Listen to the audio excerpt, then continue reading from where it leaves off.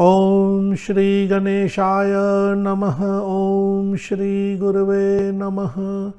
ओम नमः शिवाय। श्री कृष्ण कवचम प्रणम्य देवं विप्रेशं प्रणम्य च सरस्वतीं प्रणम्य च मुनीन् सर्वान् सर्वशास्त्र विशारदान् श्री कृष्ण कवचम वक्षये श्री कीर्ति विजय प्रदम कांतारे पथि दुर्गे च सदा रक्षाकरं नृणां। ध्यान मंत्र। स्मृत्वा नीलांबुद श्यामं नीलकुंचितकुन्तलं बर्हि पिञ्छलसन्मौलिं शरच्चन्द्रनिभाननं राजीवलोचनं राजद्वेणुना भूषिताधरं दीर्घपीनमहाबाहुं श्रीवत्साङ्कितवक्षसं भूभारहरणोदयुक्तं कृष्णं गीर्वाणवन्दितं निष्कलं देवदेवेशं नारदादिभिरर्चितं नारायणं जगन्नाथं मन्दस्मितविराजितं जपेद एवं इमं भक्तया मन्त्रं सर्वार्थसिद्धये सर्वदोषहरं पुण्यं सकलव्याधिनाशनं।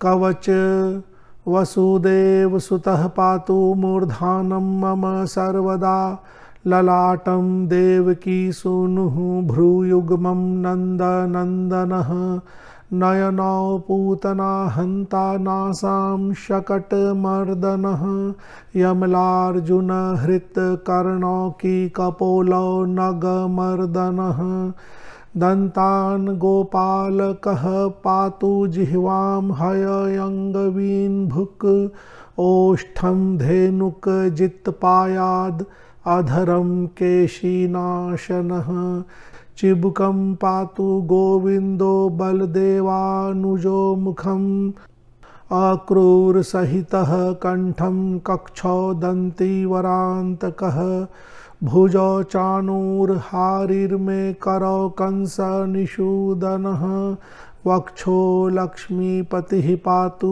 हृदयं जगदीश्वरः उदरं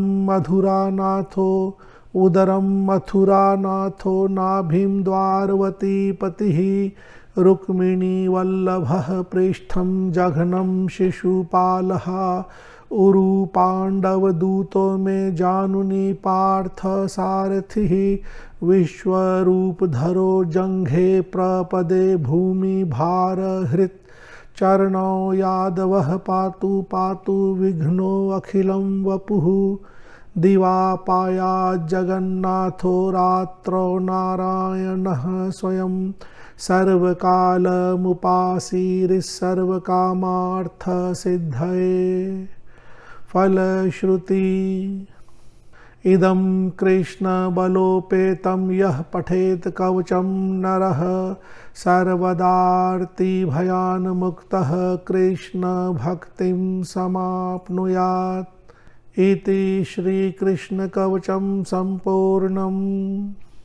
इस पूरे कवच स्तोत्र में प्रारंभ के कुछ श्लोक पूर्व भाग के हैं, जहाँ कहा गया है कि विप्रेशम और सरस्वती माता को प्रणाम करते हुए कवच प्रारंभ किया जा रहा है। इसके बाद कुछ श्लोक ध्यान मंत्र के हैं। श्लोक संख्या 3, 4, 5 और 6 ये ध्यान मंत्र के हैं। तो प्रारंभ में एक बार ध्यान करने के बाद, पूजन आदि करने के बाद कवच का भाग श्लोक संख्या 7 से प्रारंभ होता है।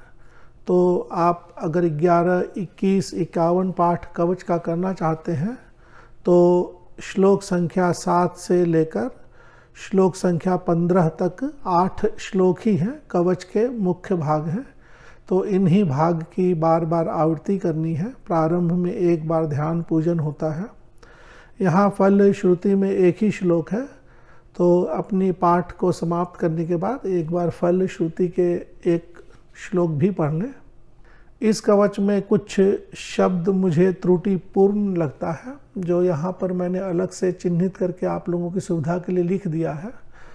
यहाँ इन श्लोकों में सरर्व करके एक शब्द आया है जो मुझे सर्व लगता है, सरर्व के स्थान पर सर्व, और एक श्लोक में पोतु स्थान आया है, पोतु के स्थान पर मुझे लगता है पातु होना चाहिए श्लोक संख्या 9 में।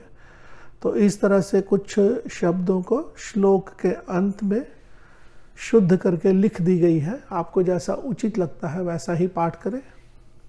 इसकी PDF की फाइल की लिंक वीडियो के नीचे डिस्क्रिप्शन बॉक्स के माध्यम से दे दी गई है, आप वहां से डाउनलोड कर सकते हैं। धन्यवाद।